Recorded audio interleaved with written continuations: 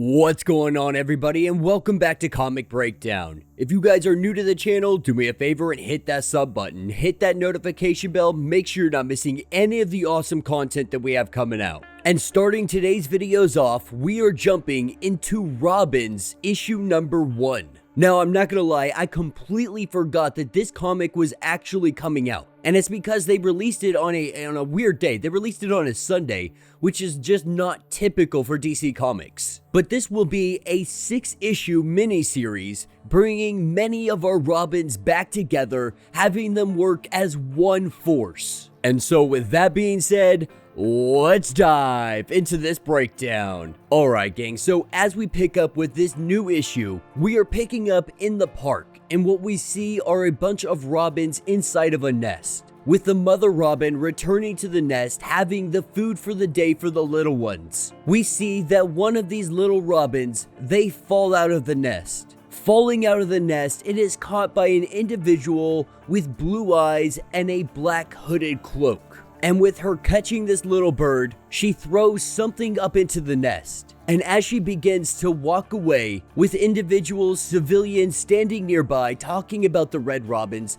talking about how there's probably 200 of them inside of this park right now that have nests built up. And in the midst of this conversation, whatever was thrown into that nest, it detonates. And with that detonation, an explosion, the tree goes up in flames, everyone is shot back, and our hooded individual walking away with her baby Red Robin in hand. And by her dialogue, it really seems like it's possible she could have been a Robin, saying that it's not fair, it's not nice when she is kicked out of the nest, when anything is kicked out of the nest, referring to this baby bird. But we really get a feeling that this is a metaphor for herself. Now that's what's going to take us to Bloodhaven, the city that is under the protection of Nightwing. And what we have going on right now is Anarchy's disciples, all of his minions, Mr. Neg leading this charge. And what they are doing is more or less implementing all of the beliefs of Anarchy. And they are going to do that by detonating, having explosions all over the city, throwing the city into chaos, causing mass pandemonium. The goal is to bring down all of democracy. And while he is sitting here going over the plan with all of his disciples, this is where we hear the voice of Nightwing, telling them that it would be much easier if they would just go home and play Dungeons and Dragons. Now, at first, most of them are a little bit terrified. They're a little bit worried. That's Nightwing, the guardian of Bloodhaven. Who are we in comparison to him? Mr. Neg telling his men they have nothing to worry about, sending the 2 giant brutes after Nightwing. And of course, Dick Grayson, he makes very quick work of these guys, taking them out like they are absolutely nothing. From the background, we see Robin and Red Robin make their entrance. Because for this one, Nightwing, he called in everybody. He called in the big guns to take down this ring, to stop these detonations from going off. And with our Robins coming down, descending upon these guys, Mr. Neg tries to make his escape, hightailing it out of there, looking behind him, ensuring that there are no Robins in hot pursuit of him. But as he looks around, he's not looking ahead, and he gets clotheslined by a rope. This rope yanking him down to the ground, and this is where we see Spoiler. Now Spoiler reaches out with her hand and lets him know, like, you can get up, we can call this a day, you can stop with all of this shenanigans, because at this point you've already been caught. But we see Mr. Neg get up, grab one of his disciples, and have a knife to his throat. But what Mr. Neg does not recognize is that directly behind him, that is where Red Hood is. With Red Hood stepping out of the shadows with a sword in his hand, he pretends to impale this guy, really just trying to give him a really good scare. Now Red Hood, he had every intention of cutting this guy's hand off, but it appears that he has some kind of reinforced clothing. And with him making the escape, with one of the disciples having what appears to be dynamite strapped to his chest, this guy is straight up part of this cult, and so he has no problem blowing himself up for the greater good, for what Anarchy believes in. And so with the timer counting down, we see Red Hood, he throws this TNT. With Mr. Neg landing on top of it, it detonates. And Spoiler has to chime in and let the others know that they have no chance of getting the password to stop this full detonation from going off. That Red Hood just killed the guy. And so right now we have Tim Drake and Damian Wayne trying their best to figure out how to break this code, using algorithms, using everything in their arsenal to try to figure this out. Nightwing tells them that they need to take a step back. They need to relax, look at it how Batman will look at it. Try to decipher it in the best way possible. At the end of the day, these guys aren't very brilliant individuals. They're going to use something very basic. And as they sit there and think about it, they all believe that it is A standing for anarchy. And with him pressing the button, it deactivates the bomb. And with this bomb being now defused, we see Red Hood making his appearance with someone slung over his shoulder, letting them know that Mr. Neg, he was just too many pieces to carry over here. And this obviously infuriates Nightwing. And so calling in the police department, all of our Robins, they start to go off in their own direction, heading back to their cities, heading back to where they belong. But before they can get too far, this is where we see Nightwing stop them, let them know that he is not letting them get away. While he has everybody in Bloodhaven, they are going to sit down and they are going to have a dinner. Now, all of our Robins, they have all gathered together. Picking up a little bit later at our dinner, we have everyone sitting down, and Dick Grayson really wants to start going over why he wants to bring everyone together. He wants to talk to them in a more therapeutic aspect, really. And while all of our Robins, you know, they're joking with each other, they're taking jabs at one another, we're really just seeing a great, wholesome moment. But with Dick Grayson interjecting and letting them all know that he was the first Robin. And this is an exercise. This is an exercise that Dick Grayson thinks is a really good idea to help them therapeutically. But he goes on to say that he was the first Robin. Sometimes he doesn't even remember who came up with the name Robin, if it were Batman or if it were him. Now, we have seen in the Batman and Robin line that came out last week that it was, in fact, Dick Grayson who came up with the name Robin. But he also believes that it doesn't really matter at this point. What has always mattered to him is that Batman has always done so much good, but he has always done this in the shadows. He has always done this in the dark. And so he chose to be Robin, to become the beacon of light in that darkness, to always bring Batman back from that edge. And while he used to get mad at all of the other Robins, he would get mad at them when anyone would imply that being Robin wasn't the greatest thing on the face of the earth. Because at the end of the day, everybody came to Robin in their own way. Everyone takes it in their own way and makes it their own, but saying that they are a family now.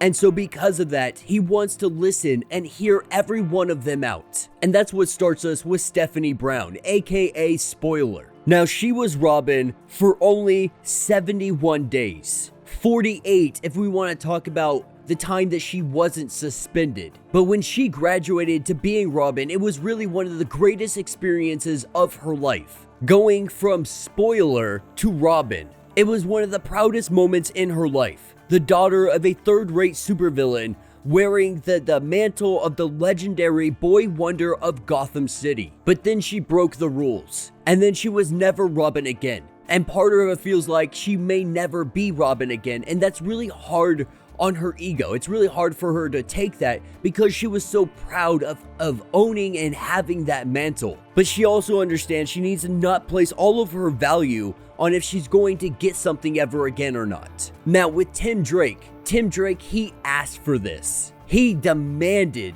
that he be Robin. He wanted this more than anything he has ever wanted in his life. But he really feels like the downside of it is he made this decision when he was such a young individual, that maybe if he were older, maybe if he'd known more about the world, maybe if he hadn't been obsessed with superheroes and flying Graysons, then maybe, just maybe, he could have had a different dream. And he has to ask himself, what do you do when you have already lived your dream? Now that's where we pick up with Damian Wayne, the cocky, the arrogant, letting them know that he was the Robin. He wasn't the first Robin. He didn't choose to be Robin. Being Robin is his birthright. Being the only actual son of Bruce Wayne. And so by virtue of his birth, it is his mantle that he is supposed to inherit. But he also understands that Robin isn't just the mantle that you want to strive for.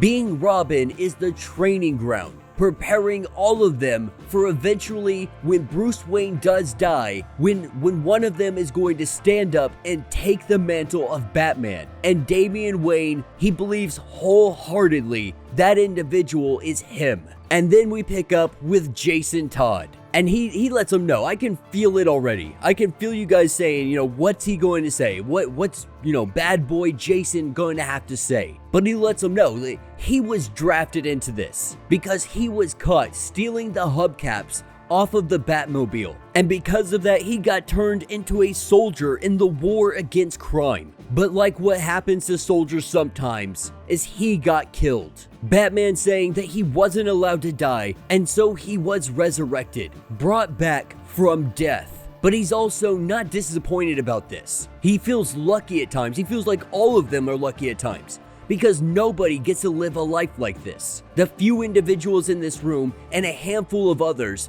have ever got to experience what this is like. And he thinks to himself, if he hadn't become Robin, if Batman had not taken him under his wing, he wonders where he may be. He thinks maybe he could be Kingpin. All of the Robins could be trying to take down Jason Todd right now because he could be king of the underworld. Now the conversation, it starts to get a little heated because how Jason Todd handles bad guys. Dick Grayson obviously picking up on some of these cues of what they're talking about. The situation is about to get a little bit hairy, but this is when Tim Drake's his computer goes off and it lets him know that the entire Bat system is being shut down. Everything is being put into lockdown. With Damian trying to reach out to Bruce Wayne, trying to make a phone call, he is not answering. Something is going sideways and they have no clue what is happening. And as they look over to the window, Stephanie sees a small red robin hanging out on top of the AC unit. Now at first she sees this and she thinks this has got to be a good omen.